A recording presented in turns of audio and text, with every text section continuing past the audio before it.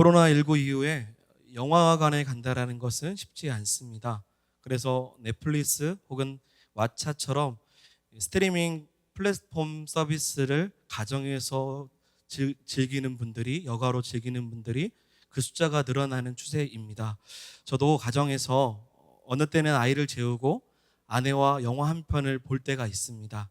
그때 아이가 방에 자고 있으니 거실에서 영화를 볼 때 소리를 키울 수 없는 겁니다. 이상한 걸 보는 건 아니고요. 아이가 깨기 때문에 소리를 적게 하고 소리를 죽인 후에 이 한국 영화이지만 설정에 자막 서비스를 이용해서 볼 때가 있습니다. 한국 영화인데, 한국 드라마인데 이 자막으로 보신 분들 계십니까? 처음에는 굉장히 좀 웃깁니다. 근데 막상 보면 나름 괜찮습니다. 그런데 더욱 재밌는 것은 이 자막이라고 해서 대사만 나오는 것이 아니라 그 자막에 지금 상황과 그 배우의 행동을 그대로 자막의 설정으로 입혀서 함께 볼 수도 있습니다. 예를 들어서 지금 제가 물을 마시는 상황을 이렇게 이야기한다면, 경민, 물 한 잔을 오른손에 들고 약간 긴장한 듯 한 모금 마신다. 꿀꺽. 이것을 대본 그대로 자막에 표현할 수 있습니다. 심지어 분위기마저도 이 자막으로 설정할 수 있습니다. 무거운 음악 흐르기. 이와 같은 효과음을 통해서 자막이 있을 때, 지금 상황이 무거운 음악이 흐르고 있구나. 지금 주인공이 어떤 행동을 하고 있구나. 라는 것을 이해할 수 있습니다. 처음에는 굉장히 어색한데 나중에 계속하다 보니까 오히려 이 내러티브한 상황을 좀 더 쉽게 이해할 수 있구나라는 생각이 들었습니다. 저는 너무 좋았습니다. 내용의 이해도 좋고 상황에 대한 분위기도 파악할 수 있고 주인공의 행동 하나하나가 어떤 의미와 메시지를 담고 있는지를 쉽게 파악할 수 있기 때문이었습니다. 저는 성경을 볼 때도 우리가 이 내러티브한 이 상황을 이해한다는 것이 중요하다고 생각이 됩니다. 지금 읽고 있는 말씀에 대한 상황을 파악하고 하나님께서 말씀하시는 근원 의미를 이해하면서 성경 시대 속에 살아가는 인물들의 그 심정과 그 마음을 아는 것이 정말 중요하다고 생각이 됩니다. 왜냐하면 그렇지 않을 때 하나님의 말씀을 잘못 해석할 수 있고 말씀의 적용도 틀려질 수 있기 때문입니다. 당연히 성령 하나님께서 은혜를 주시고 깨닫게 하시면 분명히 하나님의 뜻과 그 의미를 정확하게 알 수 있지만 실제적으로 텍스트로 이 성경을 글 그대로 접하다 보면 지금 하나님의 뜻과 하나님의 마음이 무엇인지를 어느 때는 헷갈리거나 헤아릴 수 없을 때가 있습니다. 특히 오늘 시편과 같이 시가서는 더욱 그렇습니다. 이 한 절 한 절의 의미도 중요하지만 이 시편을 볼 때는 시인의 그 감정과 현재 어떤 분위기가 흐르고 있는지 당시의 역사적인 배경이 무엇인가 이것이 중요하다는 겁니다. 오늘 시편 27편은 어떠합니까? 시인이 누구죠? 다윗입니다. 이미 1절 표제 위에 다윗의 시라고 적혀 있습니다. 그렇다면 시대적 배경은 어떠할까요? 시편 27편은 어떠한 시대적 배경을 갖고 있을까요? 배경사가 정확하게 기록되어 있지 않습니다. 분명 사무엘 상하나 역대 상하를 통해서 유추해 볼 수는 있지만 정확히 어떠한 배경에서 이것이 기록되어 있는지는 알 수 없습니다. 그렇다면 배경을 알 수 없으니 시편 27편에 더 집중해서 봐야 될 것은 바로 본문의 분위기입니다. 분위기와 시인의 감정을 이해하는 것이 사실은 중요합니다. 그렇다면 본문의 분위기는 어떠할까요? 단어들을 보니 대적, 악인, 원수, 군대, 전쟁이라는 단어가 등장을 합니다. 당시의 상황을 이 단어를 통해서 어느 정도 유추할 수 있겠죠. 어떠한 상황이죠? 한마디로 전쟁 중에 생명의 위협을 받고 있는 상황이라는 것을 표현하는 단어입니다. 여러분, 시인이었던 저자 이 다윗의 일생을 보면 일평생 이런 단어가 그의 인생을 따랐습니다. 이스라엘 초대 왕이었던 사울 이후에 하나님께서 사무엘 선지자를 통해 사울을 이어서 새로운 세울 왕을 기름 부음 받을 자를 세워야 된다라고 했을 때 그때 이새의 아들 막내였던 이 다윗에게 기름을 붓고 그를 왕으로 세웁니다. 그 순간 그에게 대적과 원수와 악인과 군대와 전쟁이 평생 그 인생을 따라오기 시작을 합니다. 여러분 생각해 보면 하나님께서 그를 택하셨을 뿐인데도 불구하고 무슨 이런 고난과 위협이 찾아올까? 참 아이러니하다고 생각이 됩니다. 심지어 다윗은 자신의 아내에게도 무시를 당하고 아들의 반역으로부터 이 고륙상전의 고통까지도 겪었습니다. 또한 그를 낳아주었던 부모로부터도 인정을 받지 못할 뿐만 아니라 외면을 받았던 사람이 다윗입니다. 오늘 시편 27편 10절에도 나와 있죠. 내 부모는 나를 버렸으나. 그의 곁에서 가장 사랑을 많이 해줘야 될 부모마저도 인정하지 않고 버림받는 상황에 처한 것이 다윗이었습니다. 사실 그럴 수밖에 없겠죠. 한 나라의 왕이었던 사울이 이 다윗 한 사람을 죽이고자 오랜 시간 쫓을 때 그 부모마저도 그를 외면할 수밖에 없는 상황일 것입니다. 그만큼 다윗을 보면 분위기상 대적, 악인, 원수, 군대, 전쟁이라는 이 단어가 마치 다윗의 수식어처럼 따라온다는 거죠. 그러면 이런 상황에서 다윗이 어떤 고백을 해야 될까요? 다윗은 1절과 3절에 이렇게 선포를 합니다. 1절에 내가 누구를 두려워하리요? 내가 누구를 무서워하리요? 3절에 보니 내 마음이 두렵지 아니하며 나는 여전히 태어나리로다. 아멘. 쉽게 말하면 나는 두렵지 않습니다. 나는 무섭지 않습니다. 오히려 나는 담대합니다 라고 말합니다. 사랑하는 가족마저도 외면한 상황 속에서 그가 하는 말은 나는 누구도 두렵지 않습니다. 무섭지 않습니다. 나는 오히려 담대하고 태어납니다 라고 말합니다. 여러분, 한 사람이 죽이고자 하는 마음으로 어떠한 사람을 싫어하고 괴롭히면요, 장정이라도 견디기 어렵습니다. 그리고 그 괴롭히는 수준이 2절의 말씀을 보면 살을 뜯어먹는 정도의 고통으로 원수가 찾아올 만큼 괴롭힌다면 오히려 더욱 힘들 것입니다. 그리고 다윗은 이런 원수가 한 사람이 아니었습니다. 3절에 보시면 군대가 등장을 하죠. 군대는 수를 셀 수 없는 무리를 말하는 것입니다. 어마어마한 군대가 다윗 그 한 사람을 잡고자 온다라는 거죠. 웬만한 사람 아니면 견디기 어려운 상황이 다윗에 처한 상황일 것입니다. 잠을 편히 잘 수 있을까요? 밥을 편하게 먹을 수 있을까요? 쉽지 않을 것입니다. 제가 어제 기사를 보다가 윗집에서 자기 컴퓨터를 조작하고 있다라는 망상에 빠진 남성이 양손에 흉기를 들고 난동을 피우며 이웃을 위협하는 기사를 봤습니다. 그 집 안에는 부부와 초등학교 딸이 있었습니다. 어제 기사죠. 난동을 부리는 사람이 있을 때 경찰이 출동해서 현장에서 그 난동 피는 사람을 잡았습니다. 그 사람을 조사해보니요, 이 정신질환이 있어서 약물을 처방받은 사람이었어요. 그래서 심신미약으로 정신병원에 입원 조치를 했다라는 기사를 봤습니다. 그러면서 이 전문가가 하는 말이 뭐냐면 그 사람이 이 치료의 결과에 따라서 경과에 따라서 언제든지 태어날 수 있다. 여러분, 위협을 당했던 윗집 사람들 얼마나 마음이 두렵겠습니까? 언제 태어나서 다시 찾아와서 보복할지 모른다라는 그 두려움이 있을 때 단 한 사람이 찾아와도 그런데 오늘 말씀 보면 다윗은 더욱 그랬죠.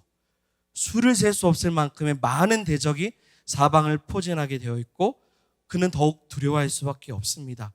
여러분, 우리가 주목해서 봐야 될 부분은 큰 소리로 나는 두렵지 않고 나는 무섭지 않습니다. 나는 오히려 태어나다라고 말하는 그 사람이 갖고 있는 그 문제가 오히려 그 인생 가운데 큰 문제라는 사실을 우리는 기억해야 됩니다. 무슨 말이냐면 역설적으로 너무 무섭고 너무 두려운데 나는 무섭지 않고 두렵지 않다라고 말할 수 있다는 거죠. 저희 아들은 눈물이 많습니다.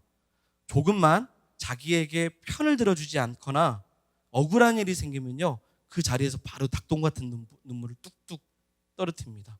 너무 자주 울어서 오늘 몇 번 울었나 제가 셀 만큼 자주 웁니다.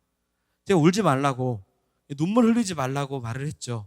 그랬더니 울면서 아이가 저한테 하는 말이 있었습니다. 아빠, 눈에서 눈물이 자동으로 나는데 어떻게 안 울어?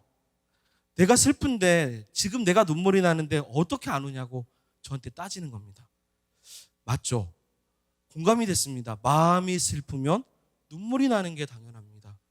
원수 대적 군대가 나를 죽이고자 한다면 두려워하는 것이 맞겠죠. 어찌 두렵지 않겠습니까? 다윗이 초연한 인간이 아닌 이상은 두려울 수밖에 없습니다. 괴로움이 찾아오면 괴롭고 힘들 수밖에 없습니다. 그런 다윗은 지금 두렵고 무서운 가운데 선포를 합니다. 뭐라고 하죠? 나는 두렵지 않습니다. 누가 나를 두려워하리요? 누가 나를 무서워하리요? 오히려 태어나다라고 이렇게 고백을 하는 겁니다. 어떻게 이것이 가능할까요? 사랑하는 여러분, 저는 세 가지로 봅니다. 첫 번째는 하나님을 향한 흔들리지 않는 믿음의 고백이 있었기 때문입니다. 할렐루야. 하나님을 향한 흔들리지 않는 믿음의 고백이 그에게 있었죠. 여러분, 다윗은요, 두려움이 가득할 때마다, 원수가 군대가 살을 뜯어먹을 만큼 넘어뜨리려고 찾아올 때마다 여호와는 나의 빛이요 나의 구원이시니 여호와는 나의 생명의 능력이십니다. 그러니 내가 누구를 두려워하겠습니까? 내가 누구를 무서워하겠습니까? 할렐루야. 그는 그 두려움의 상황 속에서 흔들리지 않는 하나님을 향한 믿음의 고백이 있었기 때문에 이 모든 것이 가능한 줄 믿습니다. 5절과 6절을 보시면 같이 한번 읽어보겠습니다. 5절과 6절입니다. 여호와께서 환난 날에 나를 그의 초막 속에 비밀히 지키시고 그의 장막 은밀한 곳에 나를 숨기시며 높은 바위 위에 두시리로다. 이제 내 머리가 나를 둘러싼 내 원수 위에 들리리니 내가 그의 장막에서 즐거운 제사를 드리겠고 노래하며 여호와를 찬송하리로다. 아멘. 말씀해 보니 환난 날에도 조막 속에 지켜주시고 은밀한 곳에서 나를 숨겨주실 것이라는 하나님을 향한 흔들리지 않는 믿음을 그는 고백하고 있습니다. 사랑하는 여러분, 두려움이라는 것은 쉽게 사라지지 않습니다. 그래서 많은 사람들에게 두려움을 극복하라고, 용기를 가지라고 말합니다. 그런데 오늘 말씀을 보면서 그런 마음을 가졌습니다. 두려움을 극복하고 두려움이 사라지도록 용기를 찾는 것도 중요하지만 두려움을 덮을 만한 믿음의 고백으로 나가는 것이 더 정답이겠구나라는 것입니다. 두려울 때 이 두려움을 덮을 수 있는 큰 믿음의 고백, 여호와는 나의 빛이십니다, 나의 소망이시고 내 능력이십니다 라고 그 믿음의 고백을 통해서 그 두려움을 덮는 은혜가 우리 가운데 있기를 소망합니다. 오늘 저녁에 우리가 함께 기도할 때 그런 마음으로 기도했으면 좋겠어요. 내 안에 가지고 있는 많은 문제들, 염려들, 두려움, 무서움, 이 모든 것들을 은혜의 고백으로 덮으시는 금요 기도회가 되기를 소망합니다. 두 번째는 하나님을 향한 신뢰의 기도가 있었습니다. 다윗이 정말 대단하다라고 여길 수 있는 것은 하나님을 향한 신뢰의 기도를 끊임없이 한다는 것이죠. 7절의 말씀 보니 여호와여 내가 소리를 내어 부르짖을 때에 들으시고 또한 나를 긍휼히 여기사 응답하소서라고 고백을 합니다. 8절에 보면 하나님께서 하나님의 얼굴을 구하라고 하셨죠. 내 마음으로 주께 말하되 주의 얼굴을 찾겠습니다 라고 기도합니다. 9절에 보시면 하나님 내게서 얼굴을 숨기지 마시고 버리지 마시고 주님은 나의 도움이십니다 라고 고백을 합니다. 10절 아까도 보았죠. 내 부모는 나를 버렸으나 여호와는 나를 어떻게 하죠? 영접하시리이다. 여러분, 어렵고 힘든 가운데 다윗이 했던 것은 기도입니다. 기도는 다윗을 살리는 힘이었습니다. 하나님을 향한 이 무한한 신뢰를, 그 기도를 포기하지 않았고 버리지 마십시오, 숨기지 마십시오, 하나님의 얼굴을 찾으라고 말씀하셨죠. 찾겠습니다. 끊임없이 하나님을 신뢰하는 마음으로 하나님은 나의 도움이십니다 라고 고백을 했습니다. 사랑하는 여러분, 성도가 왜 기도를 해야 하냐면 기도가 성도를 살리고 하나님을 향한 신뢰의 고백을 계속 할 수 있는 원동력이 있기 때문입니다.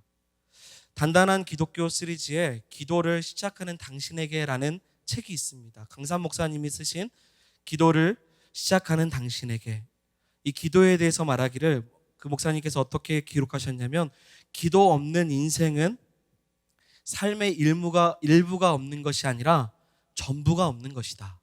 다시 말씀드리면 기도가 없는 인생은 삶의 일부가 없는 것이 아니라 전부가 없는 것이다. 그러면서 하시는 말씀이 뭐냐면 도대체 내가 뭐가 그리 대단해서 기도를 안 한단 말인가? 도대체 내가 뭐가 그리 대단해서 기도를 하지 않는단 말인가? 이렇게 직언을 하는 내용을 제가 책에서 보았습니다. 여러분, 예수님마저도 모든 일을 다 멈추고 기도하셨습니다. 오늘 이 저녁에 하나님을 향한 신뢰의 기도를 저와 여러분들이 하시기를 소망합니다. 그 일이 아주 작은 일이라고 여겨질지라도요. 하나님을 향한 그 신뢰의 기도를 멈추지 않는 이 다윗과 같은 고백이 저와 여러분들 가운데 있기를 소망합니다. 그래서 잘 보면 1절에서 3절, 5절에서 6절은 믿음의 고백입니다. 그리고 4절과 7절 이하에는 기도로, 4절과 7절 이하의 모든 내용은 기도로 시편 27편을 전체 가득 채우고 있습니다. 이러한 믿음의 고백과 신뢰의 기도가 있으니 다윗은 두렵지 않다라고, 지금 너무 두려운데 두렵지 않다라고 담대하게 선포할 수 있었던 것입니다. 마지막 한 가지 더, 세 번째, 다윗은요, 하나님의 성전을 유일한 소원, 소망으로 고백을 했습니다. 귀한 말씀이죠. 우리 4절 말씀 읽어보겠습니다. 같이 읽겠습니다. 내가 여호와께 바라는 한 가지 일, 그것을 구하리니 곧 내가 내 평생에 여호와의 집에 살면서 여호와의 아름다움을 바라보며 그의 성전에서 사모하는 그것이라. 아멘. 여러분, 이 말씀은 아이러니합니다. 대적 원수 군대가 나를 치려고 하는 가운데 그때 다윗이 지금 말하기를 유일한 소원, 내가 바라는 모든 소원을 한자리에 다 모아놓고 그 중에 단 하나를 뽑고 나머지를 다 포기할지라도 단 한 가지의 소원이 있습니다. 그것은 여호와의 집에 살면서 아름다움을 바라보고 그 성전에서 하나님을 찬양하고 예배하는 것입니다 라고 지금 다윗은 고백하는 것입니다. 사랑하는 여러분, 군대가 에워싸는 상황에서 무슨 4차원 같은 고백일까요? 그리고 여호와의 집과 성전이라는 단어가 나오는데 다윗 시대의 성전이 있나요? 없습니다. 있지도 않는 성전을 사모하고 있다라는 게 어찌 말이 되는 것일까요? 어떤 의미냐면, 여러분, 지금 내 현실은 3절입니다. 3절과 같이 사방이 나를 포진한 상황에서 군대가 나를 치려고 하고 있는 형편이지만 내 마음의 영혼은, 내 영혼과 내 마음은 4절인 거예요. 여전히 군대가 나를 사로잡고 있고 내 살을 뜯어먹고자 하는 원수들이 내 주변에 가득할지라도 지금 내 영혼의 소망은 한 가지 일, 여호와의 집에 거하고 하나님과 영원히 함께 교제한다라는 것이지요. 사랑하는 여러분, 제가 이 말씀을 수요일 이후에 준비했습니다. 상황이 조금 여의치 않아서 말씀을 좀 늦게 준비하는데 이번 주 준비하면서 저희에게 큰 문제 하나가 찾아왔죠. 코로나19라는 큰 산 앞에서 우리는 다시 대면하여 예배하지 못하고 비대면으로 예배하는 상황에 처해 있다는 것입니다. 우리에게 있어서 이 시간은 마치 군대가 나를 진치는 것 같이 여겨야 합니다. 살을 뜯어먹는 환난의 시간으로 위기의식도 우리는 느껴야 합니다. 왜냐하면 이것이 우리에게 중요한 문제이죠. 문제 앞에서 어찌해야 될지 우리는 안담한 가운데 있기도 합니다. 가정에서 온라인으로 들으시는 우리 믿음의 성도 여러분, 다윗과 같이 흔들리지 않는 믿음의 고백을 드리기를 소망합니다. 여호와는 나의 빛이십니다. 현재 우리는 가정에 모여 있어 예배를 드리지만 여호와는 나의 구원이십니다 라고 고백할 수 있는 우리 모든 성도가 되기를 소망합니다. 그리고 신뢰의 기도로 환난 중에서도 우리를 도우시는 누구죠? 하나님의 얼굴을, 우리의 피난처 되시는 그 주님을 바라보는 저와 여러분들이 되기를 소망합니다. 여전히 다윗과 같이 눈에 보이지 않는 성전이 멀리 있지만 내 마음은, 내 영혼은 유일한 한 소망, 하나님의 성전에 거하기를 원했던 다윗과 같이 가정에 있든 직장에 있든 우리가 하나님의 성전을 사모함으로 하나님께 더 가까이 나아가는 저와 여러분들이 되기를 소망합니다. 그럴 때 우리의 상황이 낙심될지라도 우리 영혼은 태연하게 하나님만을 신뢰하고 그 아름다움을 바라보는 그래서 이 모든 상황을 극복할 수 있는 믿음의 귀한 신의 교회가 될 줄 믿습니다.